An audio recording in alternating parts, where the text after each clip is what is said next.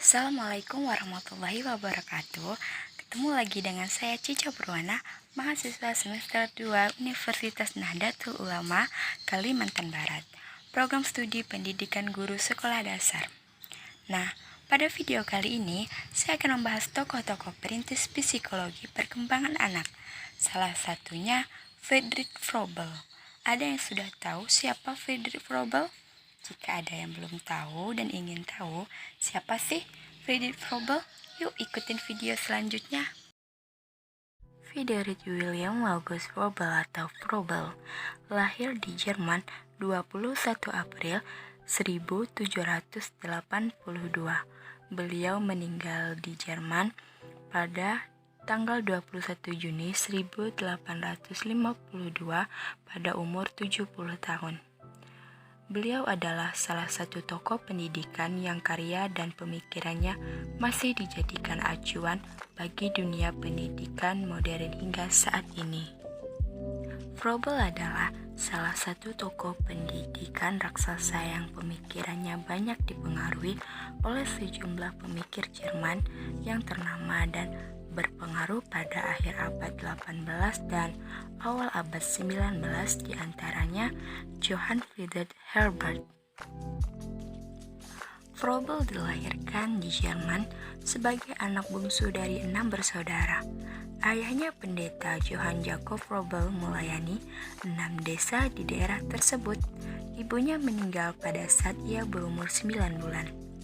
Paman dari pihak ibunya yang bernama Johann Christophermann yang melayani di Stadium mengambil Froebel muda yang baru berusia 10 tahun dan memeliharanya selama 5 tahun.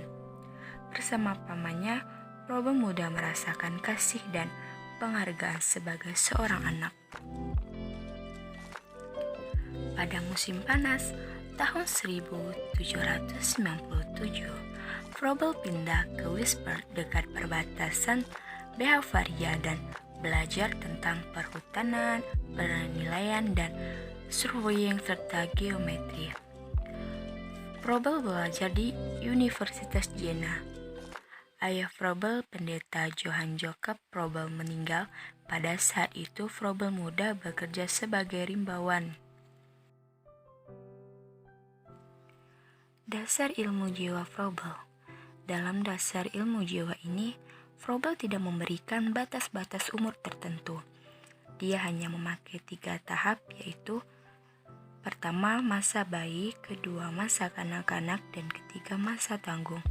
Selain itu, hal itu dikatakan Froebel karena perkembangan menurut Froebel terjadi bukan karena umur, tetapi apabila seorang anak sudah dapat memenuhi kebutuhannya, baik itu sebagai anak maupun dewasa. Alasan lain Froebel tidak memakai batas-batas umur tertentu adalah setiap tahap yang diberikan Froebel mempunyai ciri khas tertentu. Pertama, tahap bayi, yaitu masa ketergantungan. Pada bagian ini, Froebel menamakan sebagai tahap pendahuluan bagian dasar pendidikan. Pada tahap ini pula, orang tua dituntut untuk aktif dan orang tua harus memperhatikan bayi sebelum bayi menangis. Kedua adalah tahap kanak-kanak, yaitu masa permulaan pendidikan. Tahap ini merupakan masa permulaan pendidikan, karena pada tahap ini anak sudah mulai bisa mengucapkan kata benda, bermain, dan menarik hubungan antara bermain dengan pengalaman pendidikan. Ketiga adalah tahap anak tanggung, masa untuk belajar. Dalam bagian ini anak sudah mulai mendapat pendidikan secara formal dan sistematis, baik itu di bawah bimbingan guru maupun orang tua. Selanjutnya adalah tujuan pendidikan Froebel. Tujuan pendidikan Froebel adalah relawan. ia tidak menyarankan untuk mendorong anak belajar menghafal simbol.